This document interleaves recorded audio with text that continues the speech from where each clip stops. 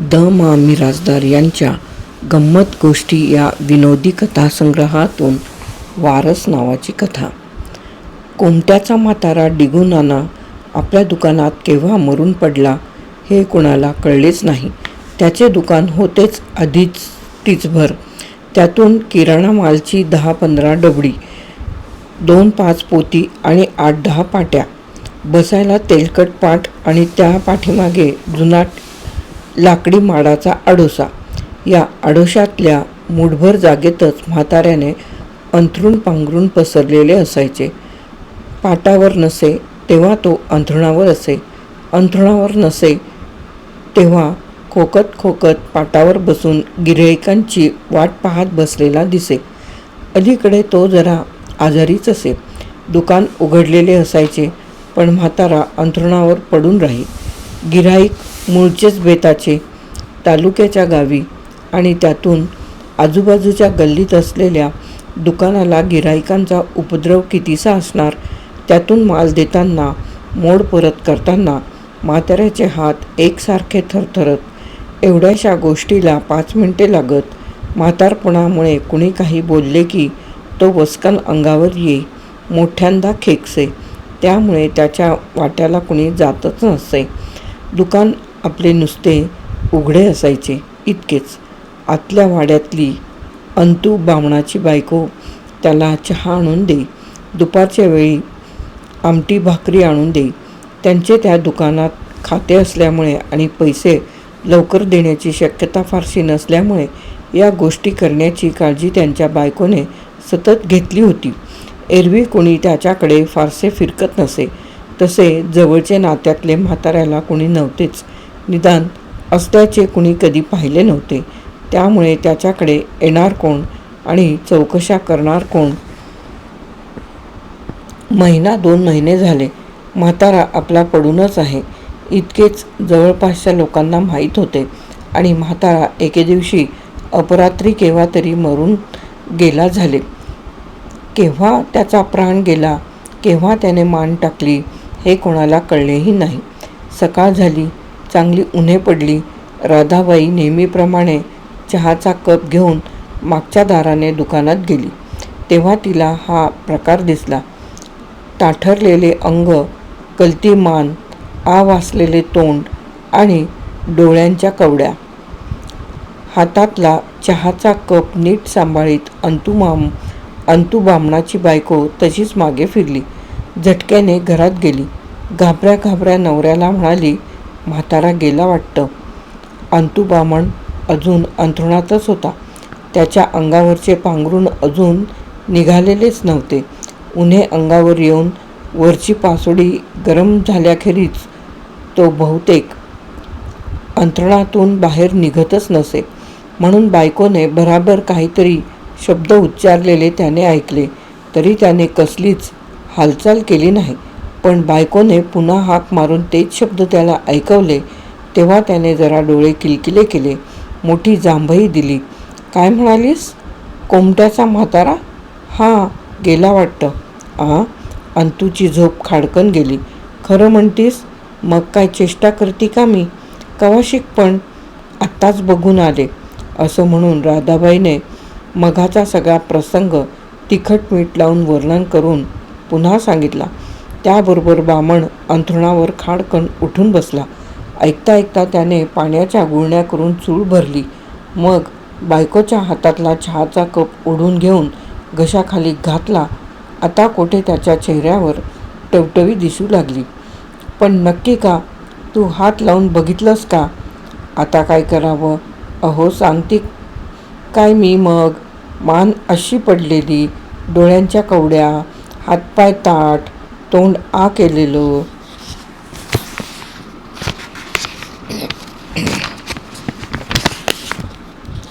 अगं म्हातारा नेहमीच तसा दिसतो. तू हात लावून बघितलंस का? नाही ना? मला वाटलंच. तू पहिल्यापासनं अर्धवट काम करणारी बाई. रीतसर गोष्ट मुळी माहीतच नाही. अंतूने तोंड वाकडे केले. तुम्हीच जाऊन हात लावा जा. बघा तर खरं का खोटं ते आता आलंच. अंतू बामण उठला.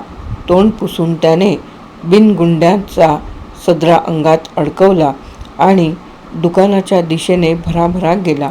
थोड्याच वेळाने राधाबाईही त्याच्या पाठोपाठ उत्सुकतेने गेली. अंतूने दरवाजात उभा राहून आधी अदमास घेतला, लांबूनच घेतला. आपल्या बायकोचा अंदाज खरा आहे ही गोष्ट त्याला पटली. तथापि पुढे होऊन त्याने म्हाताऱ्याच्या अंगाला हात लावला, पोटावर पंजा पसरला, नाकापाशी सूत धरले. म्हातारा मेला हे नक्कीच, काही संशयच नको. अगदी 100% मेला. तोंडाला पदर लावून राधाबाई दरवाजात उभी होती. ती आजारी आवाजात म्हणाली, आता हो पुढं. अंतू बामणाने बोटाने गप्प बसण्याची खूण केली. उगीच बोभाटा करू नकोस, जरा थांब. 6 महिने म्हातारा आपल्याकडे जेवलाय ना, पैसा ना पाणी, उगीच पोराचोराची धन व्हायला नको. तेच म्हणते मी, गप्प बस. पुन्हा अंतूने हाताने खूण केली. मग त्याने पाटाजवळची पैशाची पेटी उघडून पाहिली. चिल्लर नाण्यांचा 4-2 रुपयांचा खुर्दा निघाला. तो त्याने चटदिशी बाहेर काढला आणि कमरेला लावला. मग अंथरुणापाशी उशीखाली वरखाली करून बघितलं. त्याचा अदमास खरा ठरला. 5-50 रुपयांच्या नोटा निघाल्या. त्यांची पुरचुंडी करून त्याने बायकोच्या हातात दिली. 4-2 पायलीचे गव्हाचे पोते काखोटीला मारले. भराभरा घरात ठेवले. सगळे जिथल्या तिथे झाले. कुणाला काही मागमूसही लागला नाही.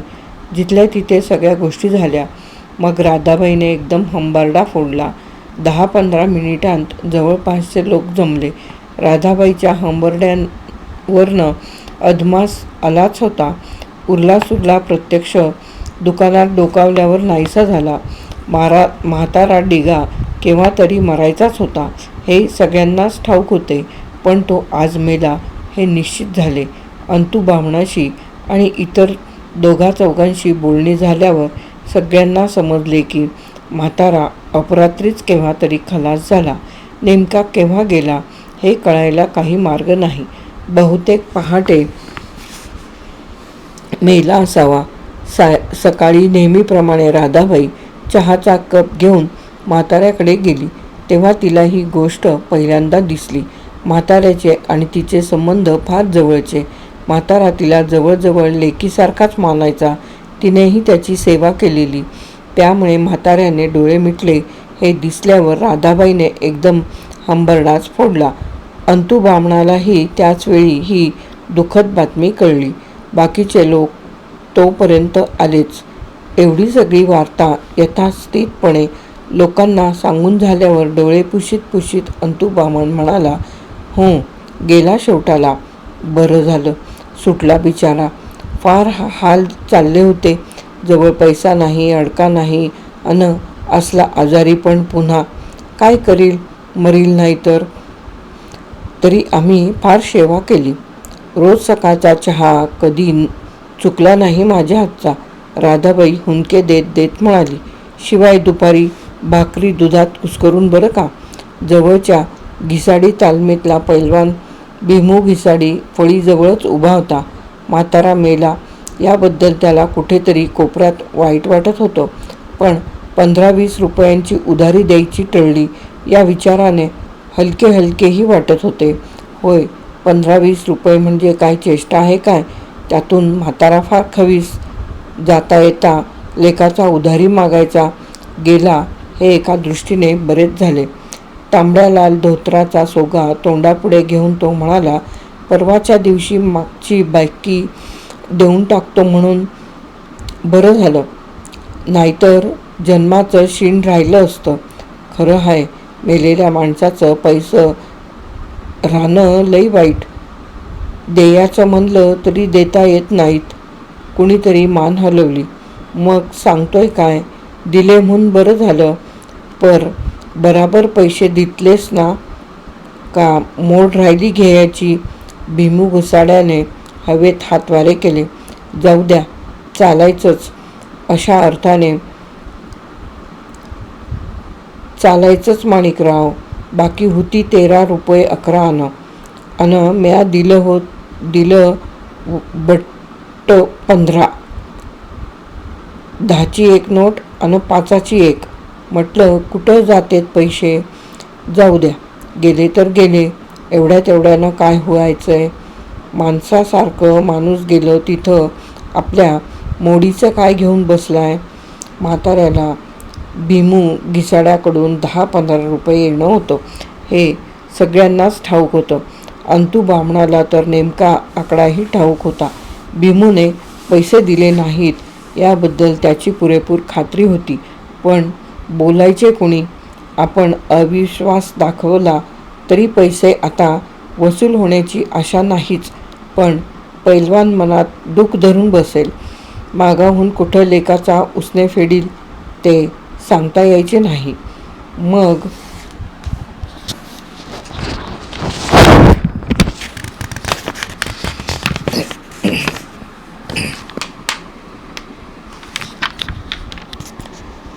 कशाला नाही म्हणा. दिले म्हणतो तर दिले म्हणा की. आपल्या काय बापाचे जाते. नाहीतर तंगडी बिंगडी मोडायची एखाद्या वेळेस. अंतू बामणाने समाधान झाल्यासारखी मान हलविली. असल हा, परवाच्या दिवशीच म्हाताऱ्याने कसले तरी पैसे दाखवले खरे. त्यात एक 10ची नोट होती आणि एक 5ची होती. बरं झालं भीमू, देऊन टाकलेस ते. लख काम झालं. आपलं कामच पहिल्यापासून तसं आहे. आधी उधारी करायची नाही आणि केली की बाकी लगेच देऊन टाकायची. शिंप्याचा म्हादू हे सगळे बोलणे ऐकत भीमू घिसाड्याच्या जवळच उभा होता. महिन्यापूर्वीच त्याने 2 शेर ज्वारी म्हाताऱ्याकडून नेली होती. त्याचे पैसे द्यायचे होते. आज देव उद्या देव करीत महिना गेला आणि आज तर म्हातारा मरून गेला. आता पैसे द्यायचे तरी कोणाला. 2 शेर ज्वारी म्हणजे अशी काय मोठी गोष्ट. पण कुणी वारसच नाही त्याला, तर पैसे कसे फेडणार. आता कुणातरी चोरा पोराला देण्यात काय फायदा. त्यापेक्षा न देणंच उत्तम. असा विचार करून तो दुःखाने म्हणाला. म्हातारा लई मायाळू, नडीला नेहमी उपयोगी पडणारा. अन कुणाच्या बी बरं का माणिकराव. ओळखीचा असू नसू, माणिकराव नावाचे गृहस्थ हे गल्लीचे स्वयंभू पुढारी आणि त्या वाड्याचे मालक होते. दुटांगी धोतर, अंगात फाटका गंजी फरास अन कपाळाला दुबोटी भस्म लावलेला हा काळा कुळकुळीत माणूस बिडी ओढीत 2 पायांवर जवळच्या फळीवर बसला होता. महादूचा हा अभिप्राय ऐकून त्याने तोंडाला साठलेला धूर गप्पकन सोडला. म्हणजे तुला काहीतरी दिलं होतं म्हण की. हां, काय दिलं रे. शेरभर ज्वारी आणि पैसे ते दिले नसशीलच तू. मग सांगतोय काय मी. लई नड होती. म्हाताऱ्याजवळ गोष्ट काढली नुसती की लगेच त्याने दिली. अन वर म्हणतोय कसा पुन्हा धूर सुटला. महादा, हे बघ, तू काय याचे पैसे मला देऊ नगस. मागं तू नाही का माझी काजबटणं फुकाट करून दिलीस. मग आता या शेरभर ज्वारीचं काय. जा घेऊन तशीच. असं म्हणाला तर काय. माणिकरावांनी बिडी सबंध ओढून संपवली. मग खाली गटारात टाकली. उरला सुरला धूर सोडीत त्यांनी चमत्कारिक दृष्टीने महादू शिंप्याकडे पाहिले. त्याबरोबर महादूच्या पोटात एकदम गोळाच उठला. बराय, जातो, अजून आंघोळी व्हायच्यात माझ्या. असं म्हणून तो तिथनं सटकला आणि गर्दीतनं दिसेनासा झाला. त्याच्याकडं बघत बघत माणिकरावानं तुच्छता दाखवणारा एक ओंकार दिला. आता कोणी बी थापा माराव्या अन काय पण सांगावं. खरं का खोटं म्हणायला म्हातारा काही उठत नाही. त्याचा काही नेम नाही माणिकराव.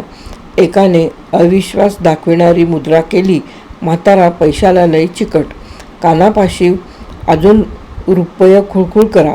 ताडकन उठतोय का नाही म्हातारा बघा तुम्ही. हे मात्र खरं बरं का. जात पैशाला लई चिकट. आता 3-4 महिन्याचं भाडं थकलं, पण दिलं काही नाही. शेवटी माणिकरावांनी तोंड वाकडं केलं. मग आता काय? एकतर बुडीत खातं म्हणायचं, नाहीतर दुकानातला माल उचलून तेवढी भरपाई करायची. रास्त आहे, अगदी बरोबर. भीमू घिसाड्याला माणिकरावचा मुद्दा मनापासून पटला.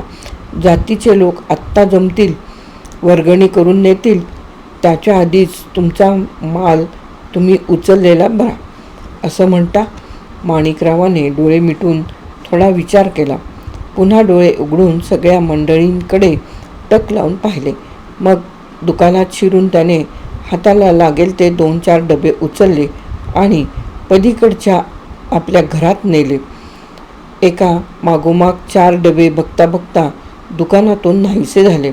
तेव्हा सगळी मंडळी थोडी अस्वस्थ झाली, आपसात कुजबुजू लागली. त्यांच्या चेहऱ्यावर नापसंती दिसली. अंतुबामण तर रागारागात इकडे तिकडे फिरत राहिला. तोंडाने म्हणू लागला, अरे न्याकी, आम्ही काय नाही म्हणतोय का, पण किती? त्याला काही प्रमाण, सबंध डाळ तांदूळ आणि कणिक मारली. आम्ही काय बोंबलावं आता? तर काय? केराप्पा गवळी जीभ बाहेर काढून बोलला, ही काय वसुलीची पद्धत झाली? दुकानात मुर्दा तसाच अन ह्यांची डबो पळवायची घाई. जातीची माणसं येस्तवर बी दम नाही. फुकटचा कांदा आण हाण रे दादा. फुकटचा कांदा आण हाण रे दादा.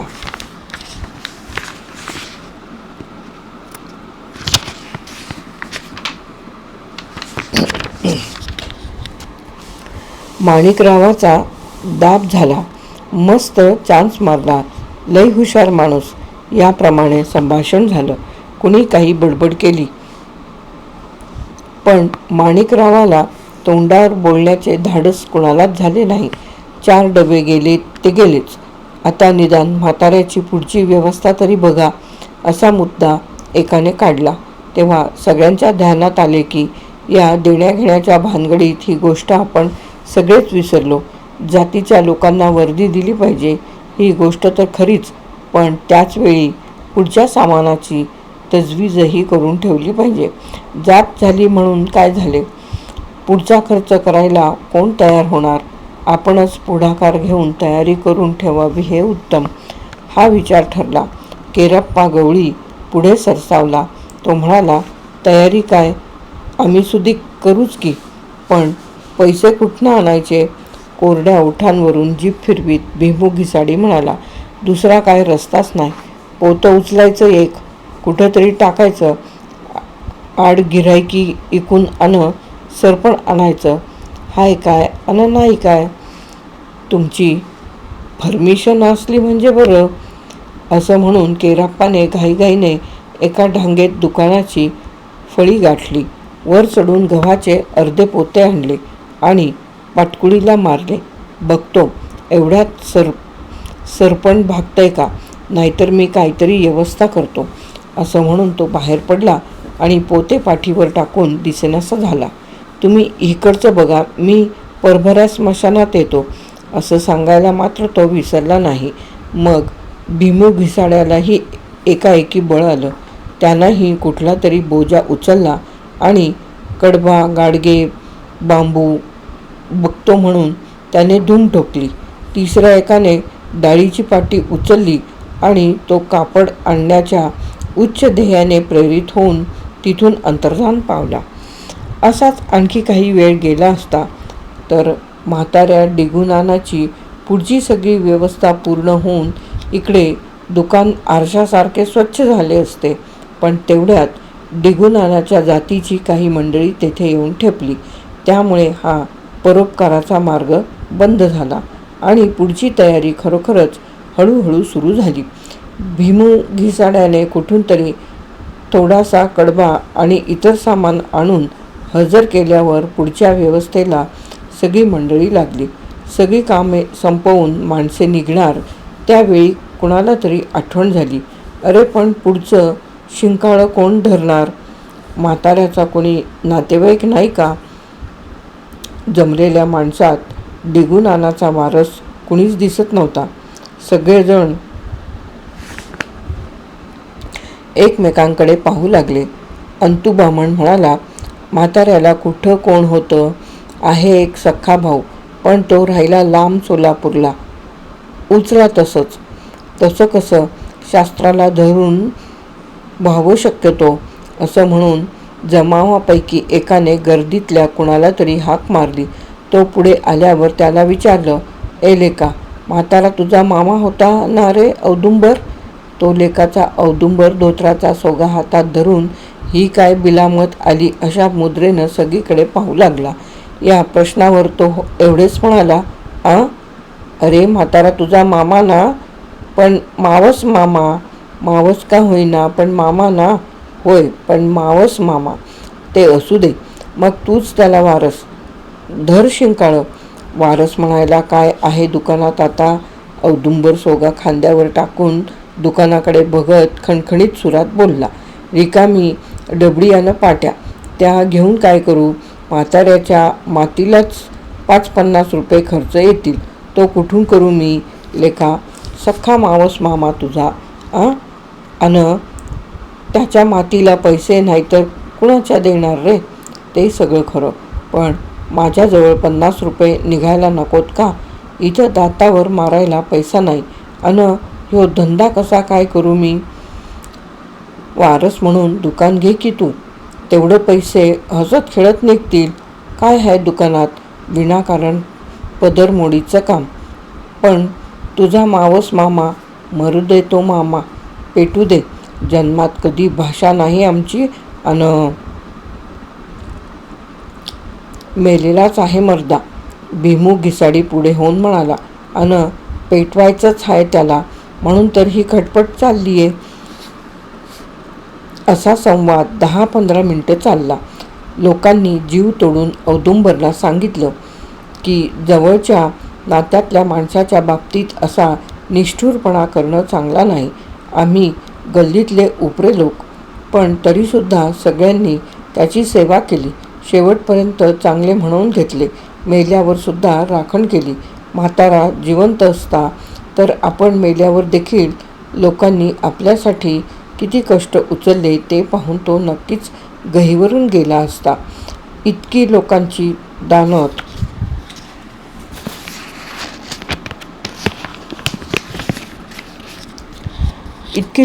दानत चांगली, आणि नातेवाईकांनी असली बेपरवाई दाखवायची म्हणजे काय आहे काय?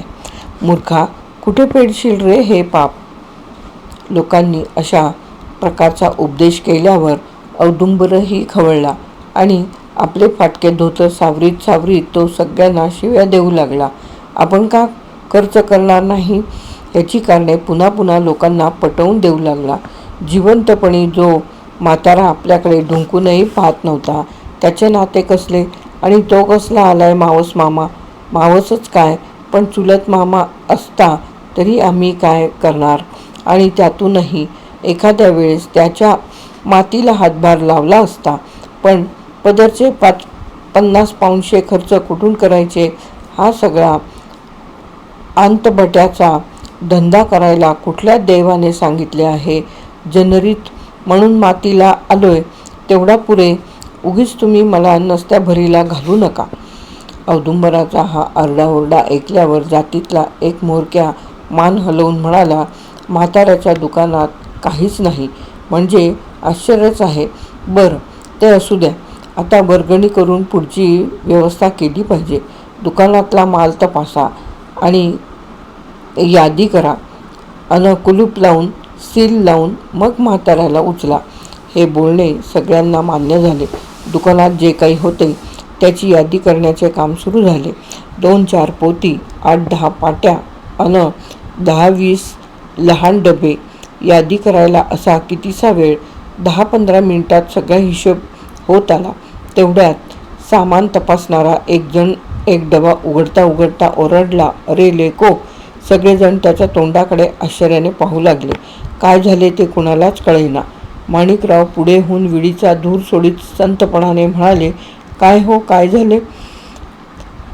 उघडा डबा सगळ्यांना दाखवीत तो माणूस म्हणाला, नोटांचं अख्खं बंडल 200-300 रुपये तरी असतील. मोजा मोजा. 200-300 रुपये असलेले नोटांचे बंडल एका डब्यात सापडले. हे ऐकल्यावर तिथे जमलेल्या मंडळीत फारच खळबळ उडाली. हाच नेमका डबा आपल्याला कसा काय सापडला नाही याची माणिकरावाला खंत वाटली. भीमू घिसाळ्याला तो डबा सोडून पोते उचलण्याचा फार पश्चाताप झाला. इतके दिवस जवळ राहून म्हाताऱ्याने या गोष्टीची दाद लागू दिली नाही हे पाहून अंतू बामणाने म्हाताऱ्याला मनातल्या मनात शिव्या दिल्या. डिगुनानाच्या या चोरट्या कारभाराबद्दल सगळ्यांनाच राग आला. म्हातारा चुकून पहिल्यापासूनच डॅम्बिस असे सगळ्यांचे एकमत झाले. जो तो एकमेकांशी कुजबुजू लागला. थोडा वेळ सगळीकडे गोंधळ उडाला. अंतुबामण शिर्डीला येऊन म्हणाला, जातवाले आज आले. म्हाताऱ्याला अन्न घातलंय शेवटपर्यंत. आम्ही ना पैसा ना अडका. माणिकराव धूर गिळत बोलला. आमचं 6 महिन्याचं भाडं राहिलं ते कोण देणार ते आधी सांगा.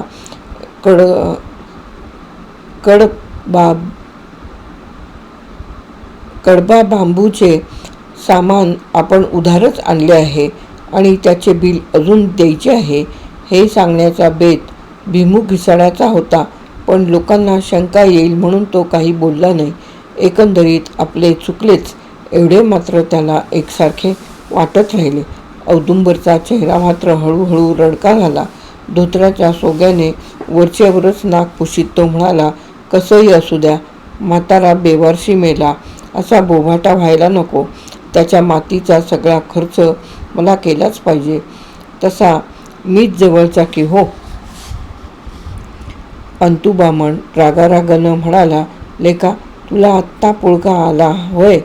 पुळका नवं, मग गती तर मिळायला पाहिजे त्याला. 13 दिवस क्रियाकर्म, बामणाला जेवण सगळं व्यवस्थित करणार आपण. 4 लोकांनी उगीच नावं ठेवायला नकोत. मगाशी आम्ही एवढं सांगत होतो ते आता पटलं मला. भले राव, कसं वेळेवर पटलं बघा. हा प्रकार होईपर्यंत यादी होऊन दुकानाला सील बसले होते. रोज रक्कम जात गोतातील म्होरक्याच्या खिशात पडली होती. सगळे जिकडच्या तिकडे झाले. हे पाहून औदुंबराने शिंकाळे उचलले आणि तो चुटक्या वाजवीत म्हणाला, चला लवकर, ऊन डोक्यावर यायची वेळ झाली. अजून पुष्कळ गोष्टी आहेत. एवढं बोलून शिंकाळे धरून औदुंबर घाईघाईने पुढे गेला सुद्धा. चांगला 100 पावले गेला, पण लोक आले नाहीत. हे बघून तो पुन्हा घाईघाईने माघारी परत आला. आता आणखी काय घोळ झाला या विचाराने त्याच्या काळजात धस्स झाले.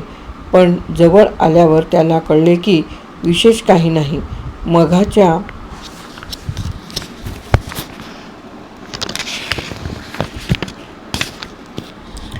मघाच्या गडबडीत थोडीशी बांधाबांध राहिली होती ती चालू आहे. थोडा वेळ दम खाऊन तो पुन्हा पुढे निघाला. पुन्हा परत आला. अखेर शेवटी बांधाबांध पक्की झाली तेव्हा त्याला हायसे वाटले. श्रीराम जयराम करीत म्हाताऱ्याला लोकांनी उचलला तेव्हा तो पाय ताठ करून हुशार झाला. 2 पावलं पुढे गेला.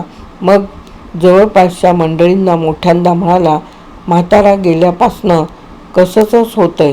किती झालं तरी रक्ताचं नातं. कोणीतरी माझा हात धरून चाललं म्हणजे रीतसर होईल. द मा. मिरासदार यांची वारस नावाची कथा येथे समाप्त. गंमत गोष्टी द मा. मिरासदार.